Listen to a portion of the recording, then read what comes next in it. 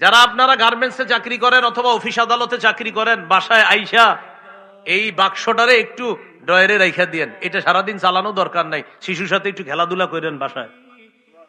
হাদিস শোনানোর পর বুঝবেন কে কার সাথে খেলতেছে। দেখেন হাদিসটা মন দিয়ে শোনেন।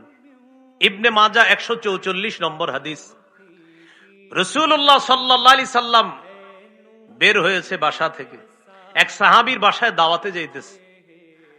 ওয়া হুসাইনুন ইয়ালআবু ফিস সিক্কা, নবীজির নাতি হুসাইন রাদিয়াল্লাহু তাআলা মদিনার গলিতে খেলতেছে। সুবহানাল্লাহ, ছোট মানুষ নাতি খেলতেছে। নবীজি যখন দেখছে হযরত হুসাইন রাদিয়াল্লাহু তাআলা খেলতেছে, নবী সবাইরে সরায়া একদম সামনে গেলেন। যেই মাত্র নাতি তার নানাকে দেখছে, ইয়াফিররু হা হুনা ওয়া ইয়াফিররু হা হুনা, নাতি তার নানাকে দেখা একবার এদিকে পালায় আর একবার এদিকে পালায়, একবার এদিকে পালায় আবার এদিকে পালায়। নবীজিও তার পিছনে পিছনে একবার এদিকে যায় আর একবার এদিকে যায়।